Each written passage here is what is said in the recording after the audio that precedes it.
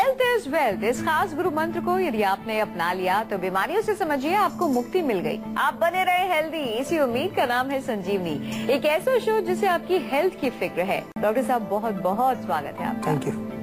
Pneumonia का नाम तो आप सभी ने सुना ही होगा कि फलां के बच्चे को निमोनिया हो गया। भाई बच्चों में निमोनिया होने के चांसेस सबसे ज्यादा होते हैं, जिसकी वजह से बच्चे जल्द ही इन्फेक्शन का शिकार हो जाते हैं और निमोनिया जैसी बीमारी उनको छू लेती है, जिसकी मुख्य वजह इन्फेक्शन को माना जाता है। आज संजीवनी में हम निमोनिया पर चर्चा करेंगे और जानेंगे कि निमोनिया की वजह आखिरकार क्या है और निमोनिया से कैसे बचा जा सकता है। हर रोज की तरह आज भी हमारे साथ मौजूद है विश्व प्रसिद्ध आयुर्वेद आचार्य डॉक्टर प्रताप चौहान, जो आपको बताएंगे निमोनिया के खतरे को दूर करने के लिए आयुर्वेदिक समाधान। साथ ही साथ संजीवनी टिप्स में आपको बताएंगे गुड़ की खूबियों के बारे में।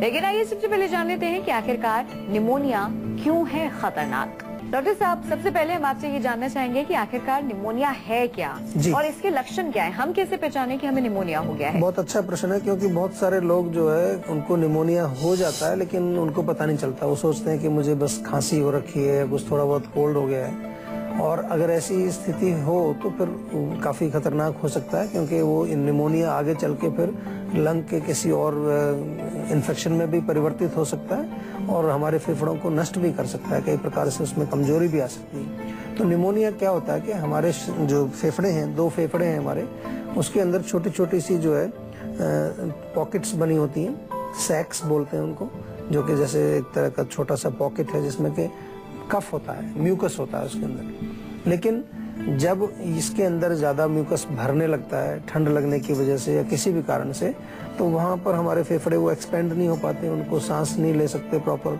तो आपने देखा होगा कि अक्सर निमोनिया में पसलियां चलती हैं, सांस खिंच के आता है, इस तरह के लक्षण आपने देखे होंगे। तो ये निमोनिया जो होता है वो एक प्रकार का बैक्टीरियल इन्फेक्शन इसको आमतौर पर माना जाता है, किसी बैक्टीरिया से होता है, लेकिन कभी कभार जो है कोई फंगस या किसी वायरस से भी ये हो सकता है निमोनिया आपको।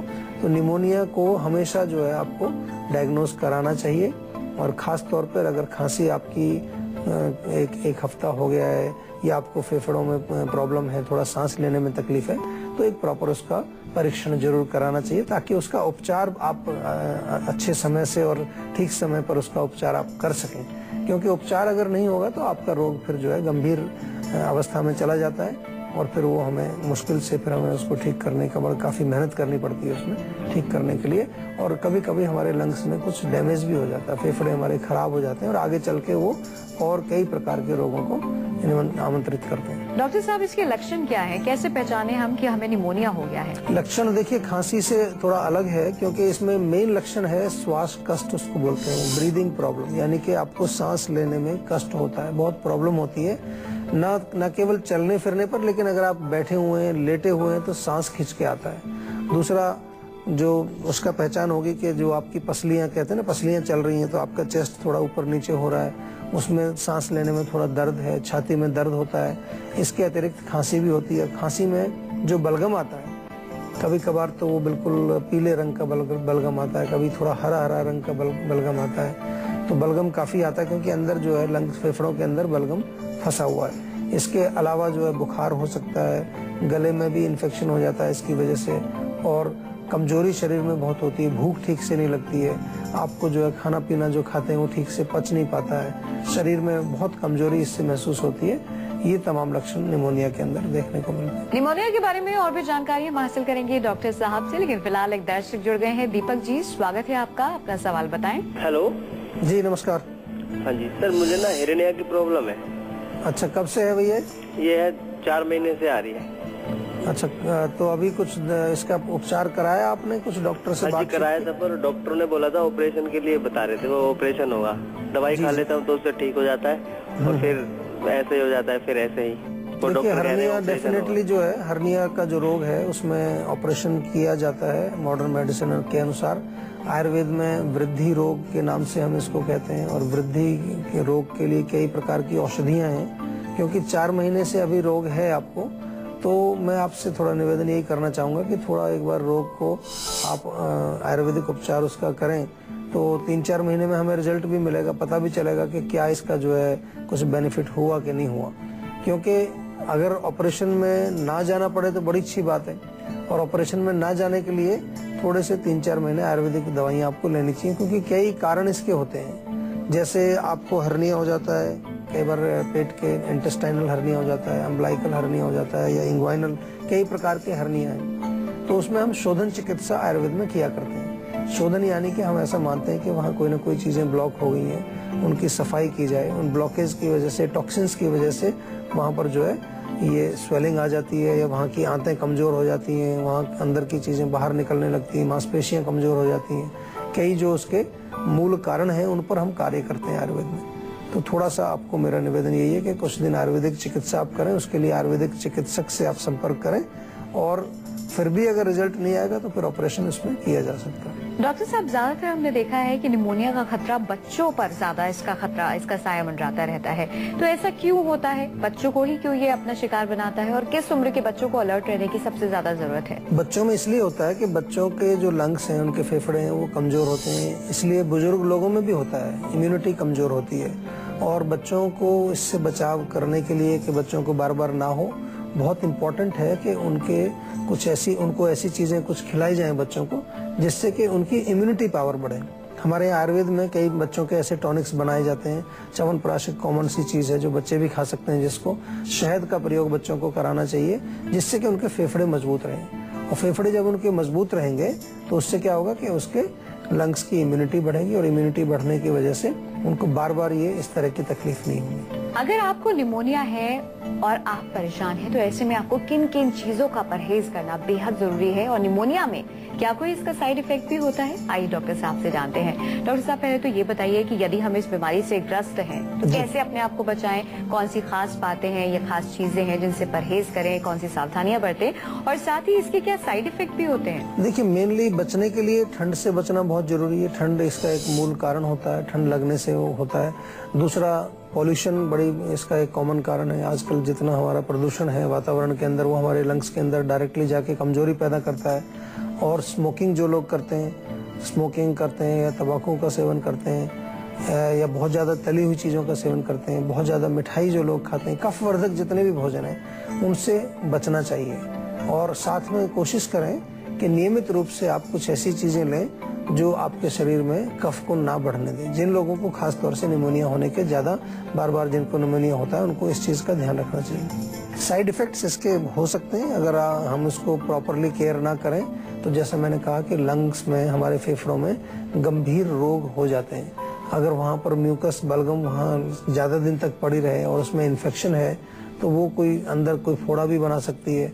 वहाँ पर वो बलगम सूख करके कुछ वो जैसे फाइब्रोसिस कह देते हैं, वो हो सकता है। या इसकी वजह से हमारे फेफड़ों में अस्थमा बिल्कुल डेफिनेटली हो सकता है। अगर हम रेगुलरली इसका प्रॉपर केयर नहीं करेंगे तो दमा रोग उसको हो सकता है। और दमा भी कई प्रकार का आयुर्वेद में लिखा है। 5 प्रकार के श्वास रोग आयुर्वेद में लिखे हैं, जिसमें से कुछ श्वास रोग बड़े खतरनाक होते हैं। तो साइड इफेक्ट इसके डेफिनेटली होते हैं, और लंग्स आपके फिर जो है कमजोर हो जाते हैं, और बार आपको फिर कुछ न कुछ फेफड़ों में कुछ इन्फेक्शन होता रहता है उसकी वजह से। हरियाणा से एक दर्शक जुड़ गए हैं। राहुल जी, स्वागत है आपका, अपना सवाल करें। नमस्कार डॉक्टर साहब। नमस्कार जी। हाँ सर, मुझे थोड़ा सा हल्का सा सिर दर्द रहता है कभी कभी, मतलब इतना दर्द होता है कि काफी मैं काम करने में काफी असमर्थ हो जाता हूँ। तो जानना चाहूँ क्यों होता है? सिर में दर्द के बहुत सारे कारण होते हैं। देखिए, अगर पेट साफ ना हो तो सिर में दर्द हो जाता है लोगों को। आजकल नजरें कमजोर हो, उससे सिर में दर्द हो जाता है। आपको अगर रात को नींद ठीक से नहीं आती है, उससे भी सिर दर्द हो जाता है। टेंशन से भी हो जाता है। तो एक तो सिर में मालिश जरूर करिए आप रेगुलरली। उसमें क्या होगा कि आपके जो मस्तिष्क के अंदर जो नर्व्स हैं, जो नसें हैं, उनको थोड़ी तरावट चाहिए। आयुर्वेद के अनुसार हम कहते हैं कि तरावट अगर हमारे दिमाग में रहेगी, हमारा मस्तिष्क अगर बिल्कुल जो है तर रहेगा, उसमें खुश्की नहीं होगी, तो आपको दर्द नहीं होगा सिर में। दूसरा जो कारण है जो मैंने अभी जिक्र किए, अगर इनमें से कोई कारण आपको दिखता है कि कब्ज रहती है, आपको गैस बनती है, एसिडिटी होती है, या आपको नींद ठीक से नहीं आती है, तो उस कारण को भी आपको जरूर दूर करना चाहिए, और उसके लिए प्रॉपर उपचार आपको करना चाहिए।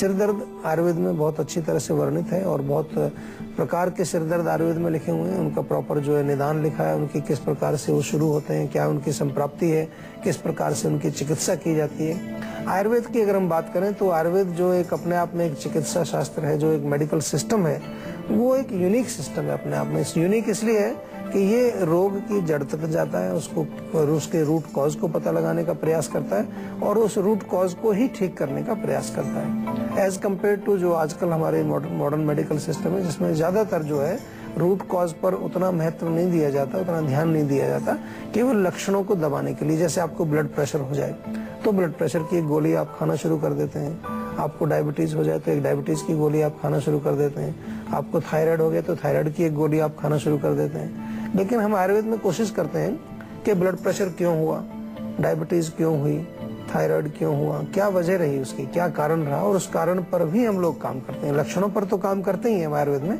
लेकिन उसके साथ साथ हम उसके रूट कॉज पर भी काम करते हैं। आइए बात करते हैं आज की संजीवनी की और डॉक्टर साहब से जानते हैं निमोनिया के लिए आयुर्वेद में कौन कौन से हैं नुस्खे। तो डॉक्टर साहब, क्या है आज की संजीवनी?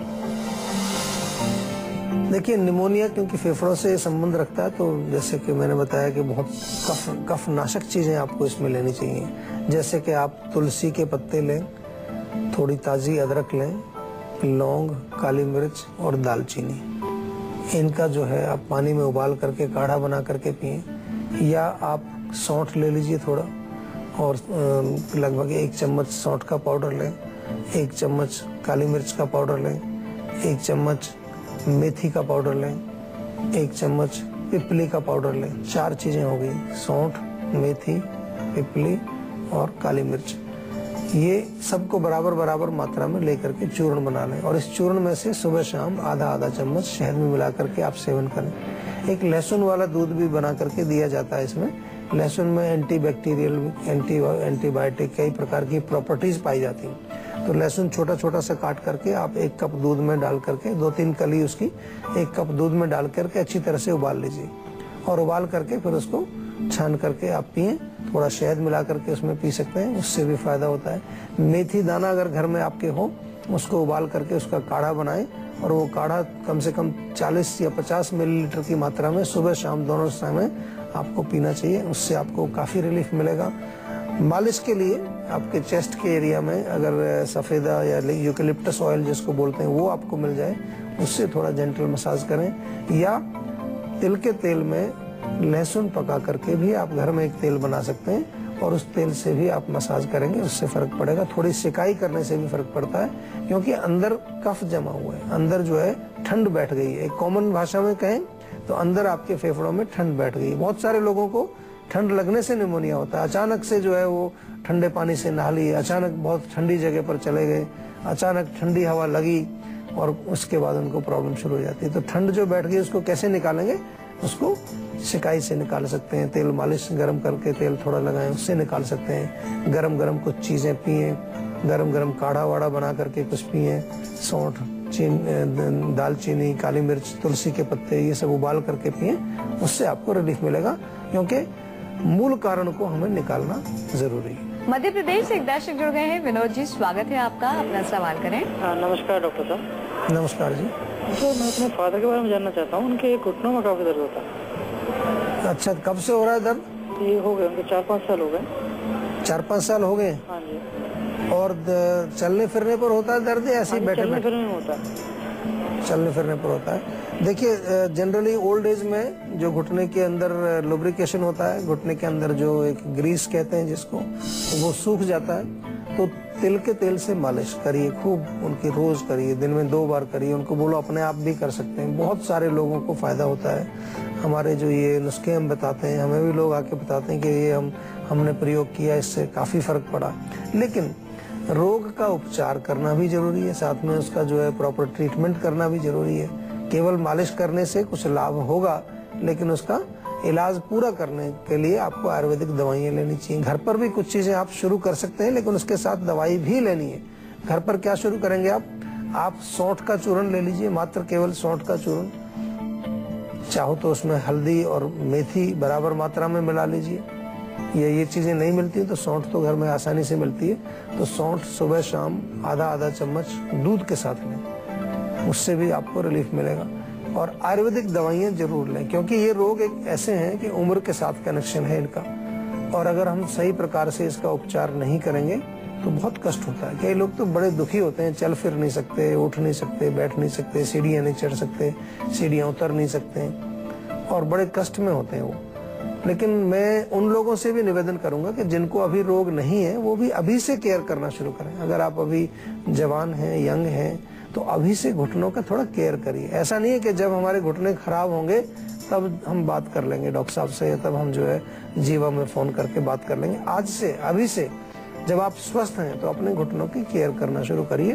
प्रॉपर डाइट लीजिए, प्रॉपर उसमें मालिश वगैरह करिए, खाने पीने का ध्यान रखिए, वजन अपना कंट्रोल रखिए, जिससे कि आपके घुटने लंबे समय तक आपका साथ। डॉक्टर साहब से जानते हैं संजीवनी टिप्स में गुड़ के ढेर सारे औषधीय गुण। डॉक्टर साहब, गुड़ यूं तो होता है मीठा, और कहते हैं कि भोजन के बाद हमेशा गुड़ खाने से हमारा जो पाचन है वो अच्छा होता है। बिल्कुल। और क्या इसके फायदे? एक टिप तो आपने बता दी है कि अगर खाना खाया है आपने और खाना खाने के बाद थोड़ा सा गुड़ आप खाएं तो उससे आपका पाचन अच्छा रहता है। इसके अलावा बच्चे, छोटे बच्चे या थोड़े कई बार उम्र बड़ी हो जाती है तो रात को वो बिस्तर में यूरिन पास कर देते हैं, एक बड़ी कॉमन सी प्रॉब्लम है। तो उसके लिए भी गुड़ और काले तिल थोड़े भून करके गुड़ मिला के छोटे छोटे लड्डू बनाएं, बहुत फायदा करता है। जुकाम जिसको बार बार होता है, बार बार जो है कोल्ड कफ इसको रहता है, सौंठ का पाउडर ले लीजिए, अदरक जो सूखी हुई होती है उसका पाउडर बना करके और गुड़ मिला करके उसमें भी आप छोटे छोटे लड्डू बना करके रखिए और उसको सुबह शाम गर्म दूध के साथ आप सेवन करेंगे। उससे आपको कोल्ड कफ, इवन लंग्स, आपके म्यूकस वगैरह नहीं बनेगी।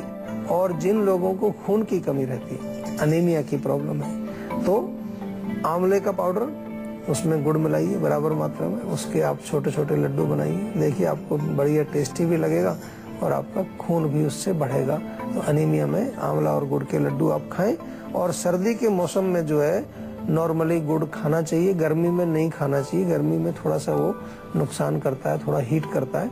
और सर्दी के मौसम में अगर आप खाएंगे तो गुड़ खाने से आपकी इम्यूनिटी भी बढ़ती है। इसीलिए आपने देखा होगा कि सर्दियों में गुड़ की पट्टी जो बनाते हैं, तिल डालते हैं उसमें, या कभी मूंगफली डालते हैं, या और कई चीजें डाल करके आजकल ड्राई फ्रूट्स के भी बनाते हैं, या जो है कई इसमें चीजें डाल करके पका करके गुड़ में उसके लड्डू बनाते हैं, उसकी गज्जक बनाते हैं। ये सर्दियों में ज्यादा खाई जाती हैं क्योंकि ये हमारे शरीर की इम्यूनिटी पावर को बढ़ाते हैं, हमारे शरीर को पोषण भी देते हैं। डॉक्टर साहब, बहुत बहुत शुक्रिया तमाम जानकारी के लिए। Thank you.